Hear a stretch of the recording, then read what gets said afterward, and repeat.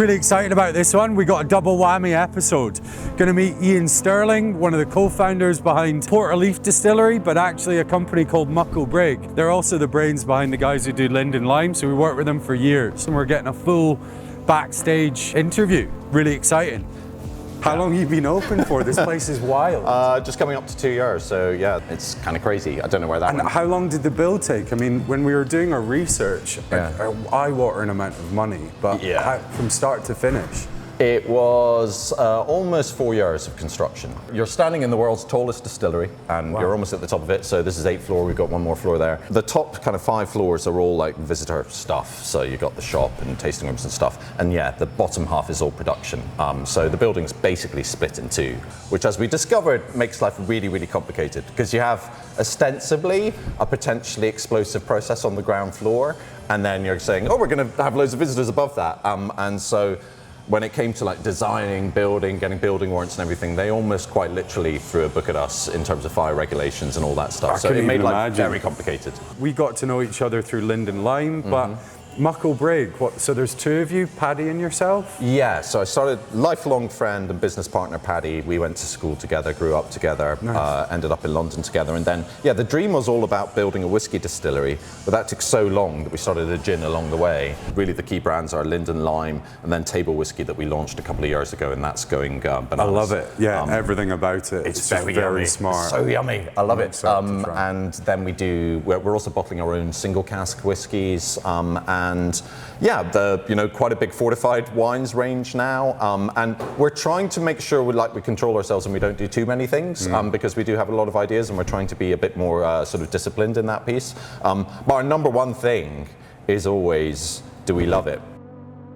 The shop's always quite useful as a way to sort of illustrate like the different bits of the company. That's all our Port of Leith stuff over there with the fortified wines and the t-shirts and everything and mugs. And then over there you've got Linden Lime. And then over here, this is Leith Bond, which is like table whiskey and our perpetuity blend and our champagne and stuff. So that's kind of the 3 key brands of the company. So like your bottle design in the gin market, let's just be honest, there's a lot of jokers out there, but straight away, just visually, that you smashed it out the park. Can you walk me through just like the whole process? Yeah, sure, yeah. And my starting position was really coming from the wine industry. I just thought a wine bottle on the shelf, no one else was using that distinctive burgundy bottle shape in spirits. And I thought just that silhouette on itself on the shelf of all the other bottles out there should stand out. And to be honest, I was also trying to be cheap and think, well, they make millions of wine bottles, so we can get really cheap bottles and off we go. But we couldn't find a 70 cl wine bottle because they're all made in 75 cl, so we couldn't find the right shape, so we had to make our own. And at that stage, you began to go, well, you know what? Since we're making our own bottle, Paddy and I always loved that sort of recycled glass look, that sort of greeny, bluey look. Yeah. And we said to the manufacturer, can we do that? And they went, oh yeah, that's off-white glass. That's between doing green glass and clear glass, we do off-white glass. It's basically a waste product. It's 75% recycled. Sure, it's cheaper. And we're like, really? Okay, well, we'll take that. And then, also designing your bottle, you go, well, let's add some texture, let's have a go. And that, I won't lie, I don't think anyone in the gin world could not have failed to have had their eye caught by the Harris gin bottle. And the way you have that regular sort of, pattern in the glass. And I thought, yeah, that regular geometric thing in glass really works really beautifully. And so, with our bottle, it just felt like the natural thing was to have these vertical lines that would go about and refract, and like I said, it just really worked in the end. So it was, it was like 18 months of like looking at drawings, getting like 3D models, the odd prototype. But it was only literally 2 weeks before we launched that you finally got the labels from the printers, the glass, everything together, and you went, oh my God, it works. So this is where it all began? Yeah, this is like a real scale recreation of Paddy's garden. We keep thinking about getting plants in here to make it a bit more like the garden. But anyway, are you serious? Because that's literally what I started with as well. These little brew buckets. This is literally, that's not the actual bucket, we lost the bucket. So this was the still that we used, and that we literally used, that's my parents' old cool box, so that's what was our mash tun effectively. Cool. So this was the stuff that we used, and that's us in the garden sort of having a go at it. Nice. So I kind of like it, you come in Edinburgh now, you've got like these amazing tourist attractions of Johnny Walker and Scotch Whisky Experience, which are like genuinely amazing audio-visual spectaculars with trained actors in them, and we've got a bucket and some pictures on the wall. So it's a lot more analogue at Port of Leith, but it sort of betrays our humble origins. Oh, shiny. Shiny, yeah, it's still very shiny. 2 years, Gorgeous. 2 years in, but still shiny. Yeah, I mean, we're basically in one big 4-story void here, just with the mesh flooring separating it. And you'll notice as we go down, it's quite warm up here, but you'll notice a real temperature differential as we go down, because obviously heat rises. And like when we think about the verticality of the building, that's actually been one unexpected advantage that we hadn't really properly recognized. In fact, we were worried in general that the whole building was going to get way too hot. Most distilleries have an issue with that because, you know, you're just distilling, that's a massive heat source. But actually, because of the verticality, it goes straight up here. It does dissipate out the building. We don't need any air handling or anything. It just dissipates itself out the side of the building. And as a result, down on our still floor is always quite cold, which is great for our distillation and our fermentations. Our fermentations don't overheat.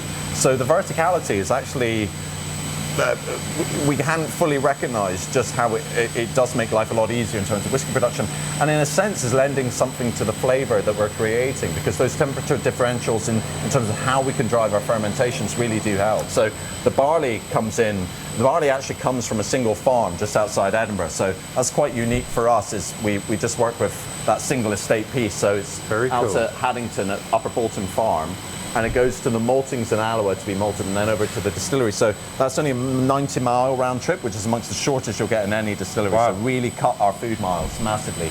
And of course it means we can talk to the farm about how the barley's grown. In the future we can talk about different varieties of barley.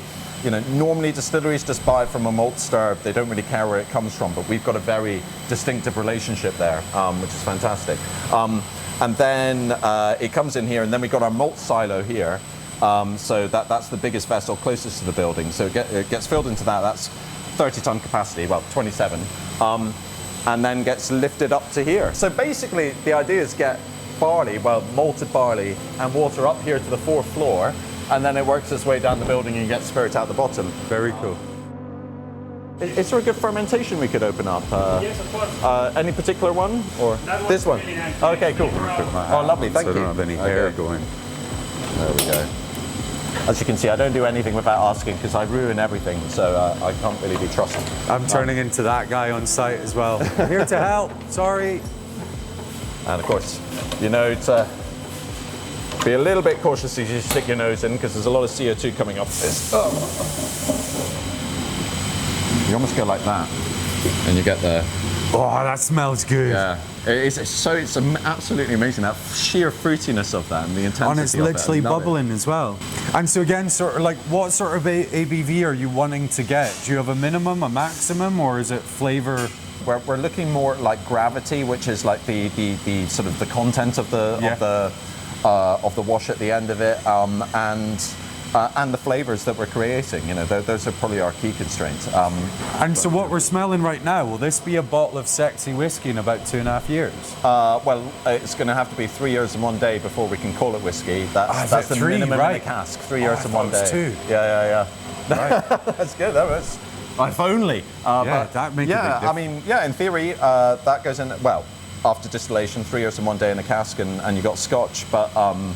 You know, depending on what cask it goes into and where this particular ferment will go into, it may end up in something that's in a cask for 10 years or 15 years. Or, of course, wow. Who's to say? That's really cool. Yeah.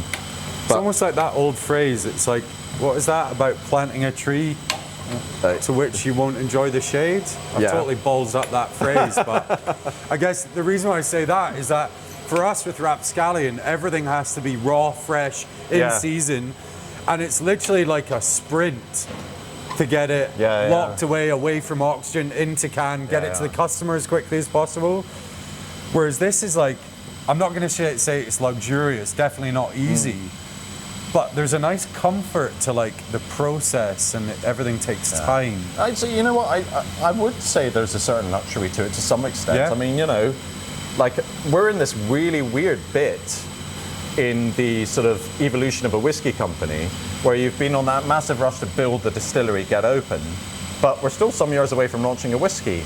And so in a weird sort of non-commercial pressure on your whiskey production in a sense. I mean, it's a cash flow nightmare. You need to find the cash to make the whiskey, but it's not like, you know, gin where like I will only make what I can sell and, you know, kind of scale it really accurately in that way. there's all sorts of challenges with whiskey, but weirdly, once you get in production, you're not driven by like raw daily commercial challenges. You're driven by the product and making your best guess about how much you're going to need in the future, and you know, off we go. There we are. Ooh, they're pretty. Yes. Well, funnily enough, like normally, again, most Scotch whisky distilleries will have had these lacquered and got them all shiny and stuff, but we felt quite strongly that we wanted them in their raw copper state. And I always got to say, you've got to be very grateful for the bad luck you didn't have, you know. Ooh, and that's a good one. There's so many people out there who have great ideas, who get going, you know, and then just timing, events, things come crashing down, and it's not through any fault of their own. So we you know, we haven't been fully lucky. We've had some real challenges to get over, but things have fallen into place, and I will always be grateful for that. So I think you smashed it. So what's next? Should we try some liquid and some soda? Yeah, 100%. Yeah. Let's do it. You know, it's almost lunch. There we go. Is it? So we switched over to Linden Lime. We are, in the global nerve centre of Muckle Brigg. We distill Linden Lime here, we package all of it, every single bottle that goes to the world comes from here. We also blend whiskey here, so we have like a bulk spirit arriving, we fill it into casks, so you've got barrels there maturing as well. Oh, nice, I didn't even know. There's a lot happening in this space. So did you get behind the bar yourself? No, I don't. You're having I really don't know what I'm doing. So, do you want to try this neat first? Absolutely. So I think, like, crack it. Okay. It's very thick, and it's one of our sweetest recipes. Yeah. So for your palate, I reckon it will be almost like smoothie, fruit smoothie. Lovely. But just see the colour, that's all from the skin. That is so bright. It's so funny when you said carbonic maceration, because you do that with Beaujolais wine, and then you get that sort of bubblegummy flavour. Well, similar to you, I have tried to pull a lot of techniques, even just how, like, a lot of my time in Hawke's Bay was working with reds. And again, just traditional way of like punching down that must. We do a lot of techniques in non-alc, just to really get the most out of the fruit. Yeah, it's fascinating. Cheers. Cheers, bring it out. It's really visceral. It's just like, So what you don't get actually over ice is that maybe after a few gulps, you'll get a lot more of that piney. We literally make our own hydrosol. I was saying there was just a little herbaceous note that sang through on top. Almost resiny. Yeah. Love that. But it's try without ice. Cheers, yeah. Yeah, we're so used to like confected synthetic flavors. I don't know, like there I really felt like I was just chewing on a blueberry that I've just picked. You don't with the amount we're spending per batch. Christ. That was stunning. Ian, thank you so much for having us. Come on with. Not at all. That's a beautiful I've had a way great to end time. it. There we go. Totally. Cheers. And beautiful stuff. I love your pink peppercorns in there. For me, it just reminds me of the Sichuan pepper that we work with a lot. I know they might not be exactly the same. Yeah. But it carries through everything. Yeah, it's again, it's a delicate note, but it sings, I think. And the other thing that gin can often do, you forget like the bulk of the botanicals in there are things like angelica root, orris root, and coriander seeds. All these things are giving it like this earthiness, that body and earthiness that again give structure, underpinning the fruit, the citrus in the gin or the blueberries or whatever it might be. So it does give you a very well-rounded, nicely constructed drink. Oh, it's nothing like working in the wine industry to pick up real pretension in the way you talk about stuff. Yeah, totally. Yeah. I can go like that all trying day. to describe flavour without sounding like a total prick. I'm not sure hard. I succeed, but still, it's what 20 years in this industry does to you. I think you're doing a great job. Mate, thank you. I've had such a good time. It's been a very great really pleasure. appreciate it.